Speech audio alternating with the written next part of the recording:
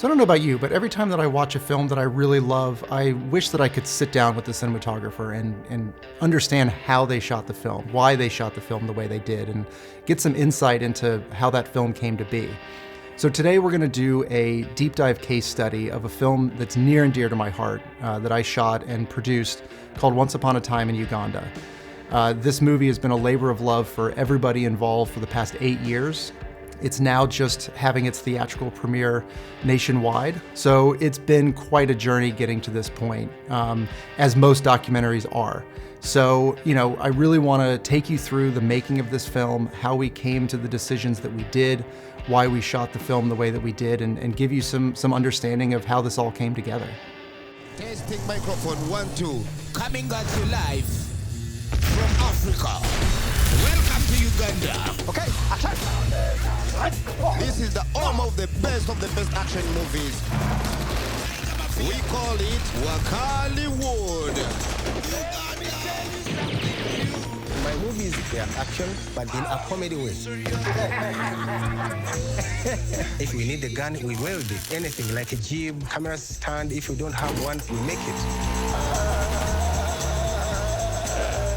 We wanted the white man in the movie, and we didn't know where to get the white man. And he just came in time. I come from New York City because I see your movies. I didn't call, I didn't email, I didn't write. I just went there to track him down. Alan, nga ayangoma okutegeera kinjagala ne kindaga nti alina talent. Newankubadde nga mu martial arts yali mufu nnyo nga talinaamu.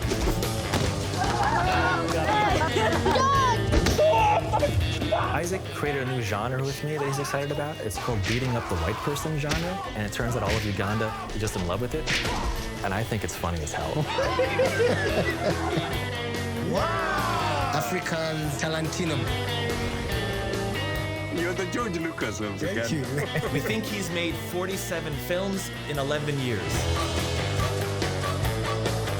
Isaac is at his peak creatively, and so my job is to put kerosene on the bonfire. Things are getting interesting here.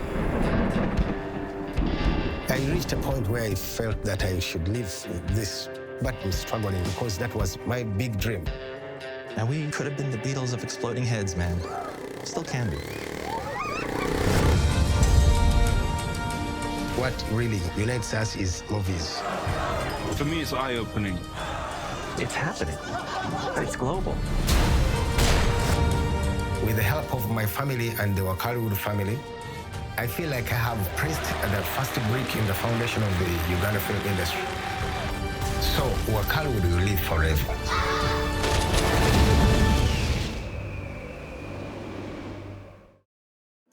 We knew that we needed to embrace the style of their film. It's so unique and it's what draws their audience to them. And so we need to make sure that we're serving that justice. So just by watching their films, you can see the energy and the excitement and how much fun they are, and also how they don't take themselves seriously, which I think was a really important thing for us in making this film as well. But what's great is that because this ultimately is a movie about making movies, it allowed us to break a lot of rules that you would traditionally have in documentaries. So the style was able to be a little bit more interesting and evolved and could play well with the Wakaliwood films.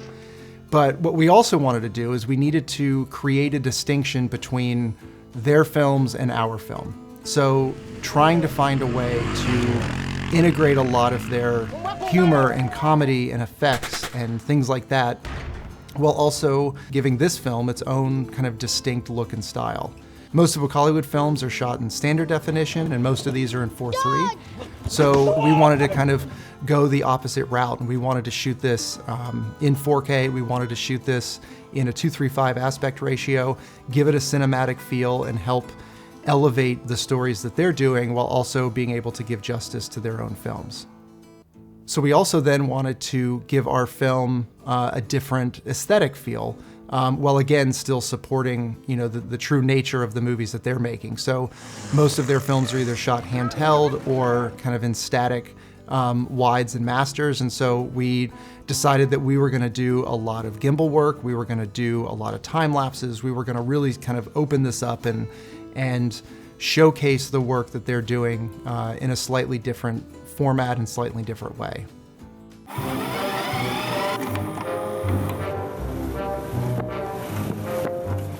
It was a good while into the making of this movie that we finally came across and Alan discovered this archival footage the day that he arrived in Wakaliwood. And we knew that it was a really important moment because this scene is taking us back in time from the time that this film is being presented.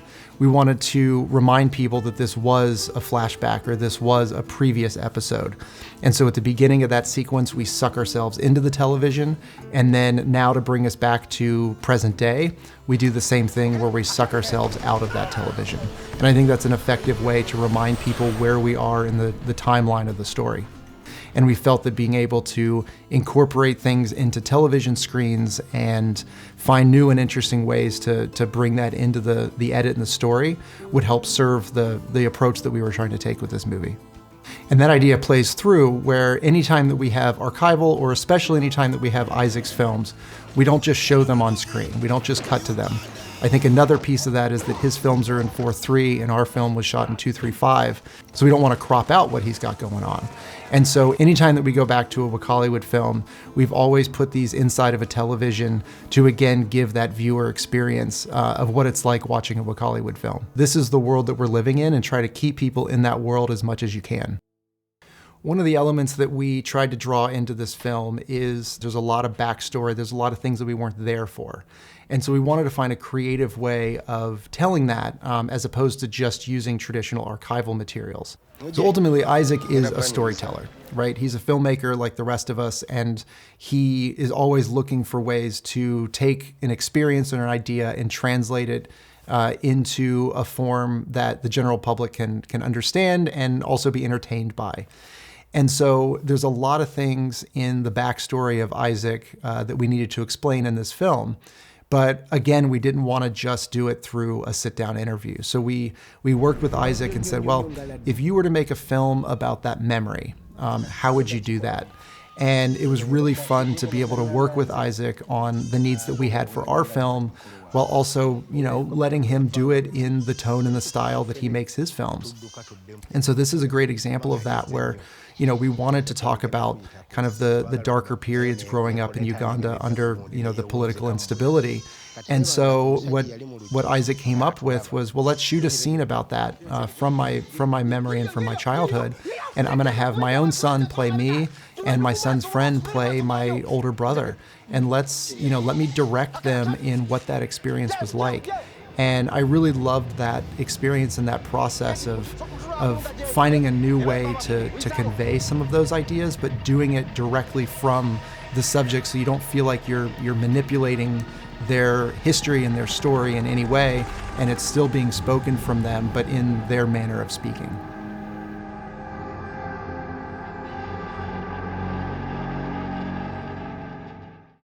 In this scene, in the market chase scene, Alan was describing to us about what it was like coming to Uganda for the first time and trying to track down Isaac and Wakaliwood. And just the telling of his story was so intriguing and so fascinating that we decided that we were going to shoot kind of a recreation scene of him coming and meeting Isaac for the first time. We had the most fun with Alan and Serchi running through this market. Everybody in the market was kind of wondering at first what in the world was going on, and then they realized that this is part of a Wakaliwood film, so they all got into it, which was really nice to be able to kind of utilize Wakaliwood's way of working with this. This was really fun to be able to bring Wakaliwood into the mix on this and get their perspective and their help in trying to organize this shoot and even help, produce the shoot itself. We had scouted the location, we had tried to find, what types of coverage we wanted, how we wanted to shoot it, but then so much of this was really just getting to the location and just feeling it out. This is always one of the crowd pleaser scenes of this movie. It's about Dauda, who is the prop master at Wakaliwood. And he makes all the props for the films, and he goes to the scrapyard and builds them himself. I mean, you can see here, he's literally building a helicopter as a prop. And this was just such a fun scene because Dauda is a larger-than-life personality. This scene is also a great example of things that you'll run across a lot in documentaries, which is not speaking the language.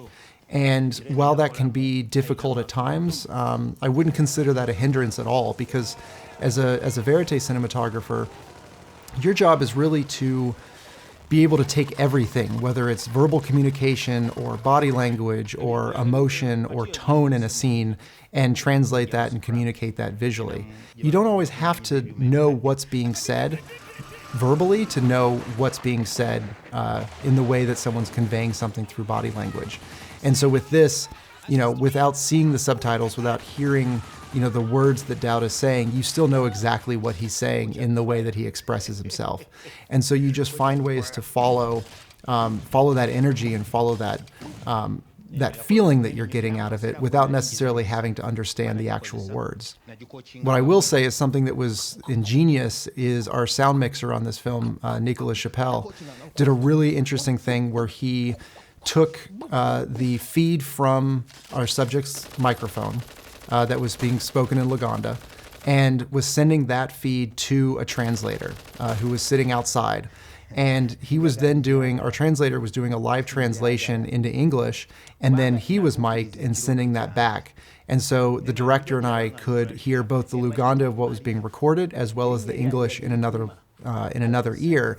And so, in certain scenes where it is a little bit quieter and, you're getting into more depth of the content, being able to understand what is said is important. And so that was a really interesting technique to keep us engaged of what's going on while also still being able to follow the energy that the person is saying in their own language.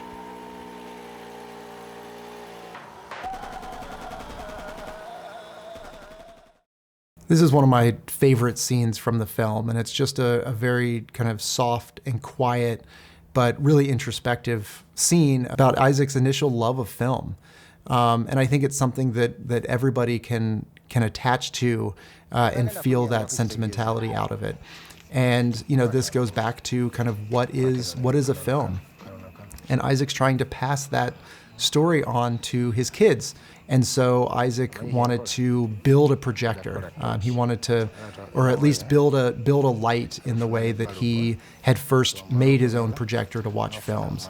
And I think it helps show the ingenuity of Isaac and Wakaliwood and how they can pull with not much something really beautiful and important together. So he's building his own flashlight. And he's teaching his kids about what is film and how did that influence his way of thinking, that film is nothing but a series of still images. And so showing that film reel to his kids is, taking him back to that experience while also, teaching his kids and kind of blowing their minds. And this was a really, kind of beautiful scene to shoot. It's at night. With the lighting, I knew that we were just going to have this flashlight, and to me that was going to be, enough to basically light the scene. And so with the few other kind of bare bulbs that are in the courtyard, and it really just became a beautiful scene. I knew that this was going to be dark, and so this whole scene was shot with a 35mm prime. Wanted to keep that wide open, but also I think that depth of field really helps communicate the idea as well, and the dreaminess of what Isaac's talking about. And being able to really just kind of float and follow, the reactions more than what Isaac is saying. Letting the story that he's telling, visually sink into his kids' faces. It's an important thing to think about, what are you putting in frame, and not always needing to focus on the person speaking, but oftentimes the person hearing it is a lot more interesting than what's being said. So at its core, while this movie is about Wakaliwood and the films that they make, it's also kind of a relationship film. It's a relationship between Alan and Isaac, and the honeymoon phase of how it starts, the building of that relationship and that trust, and the obvious kind of conflict and challenges that come up with it, with a resolution. And so this is a scene that really helps encapsulate that with everything that they've been through. At the end of the day, their love of film and their respect of what each other is doing to make those films is what ties their relationship together. And this scene is a reminder of that.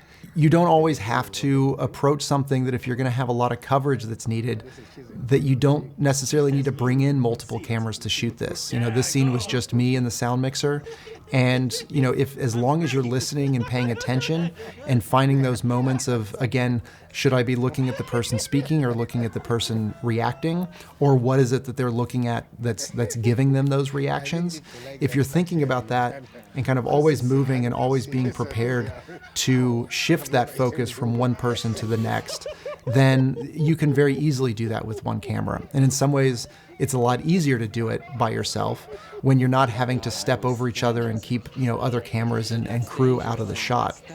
So you can move in 360 a lot easier. And, you know, ultimately the best way to shoot single camera coverage, which to me is the best way to shoot any scene, is by listening. You know, if you're not paying attention, you're not following the story and the conversation, then you don't know where you should be focusing your attention. And so, you know, if you're paying attention, you can do that. And I think the other thing to keep in mind is that, you know, oftentimes when you watch a film and you see that the coverage is perfectly placed and how did they get from here to here in the timing of that, you know, remember that those scenes oftentimes are quite extended in real time to what is covered in, you know, cut in the scene. And so, you know, keep a tally in your head of, okay, that's a moment that I would love to go back and get an insert of, or, you know, find the points in the conversation when there's a bit of a lull and then start to get those coverage so that you don't have to interrupt them and ask them to repeat something, which is something that you should really not ever do unless it's absolutely necessary. And so as long as you're listening and paying attention, you can create that scene very effectively and give the editors what they need. Something stylistically about this film that I'm really proud of is watching this movie in a movie theater and listening to the reactions and the questions at Q&As from the audience. People were coming up and saying, you know, when I first started watching this film, I didn't know, was this a documentary? Was this a spoof of a documentary? Was this a narrative telling of a true story? But then the more that they got into the film, it all started to click, that there's this meta mindset about how we're telling the story of Wakaliwood. And I think that we're really proud that we were able to kind of suck the audience into this story in that way. Well, I could talk about this movie all day. It was so much fun to make, and again, kind of goes down as one of my favorite films to work on. But I hope that these, you know, this conversation and these selected scenes give you a little bit of an insight into our approach into making this film. Thank you so much for watching, and if you have the opportunity, please be sure to check out Once Upon a Time in Uganda.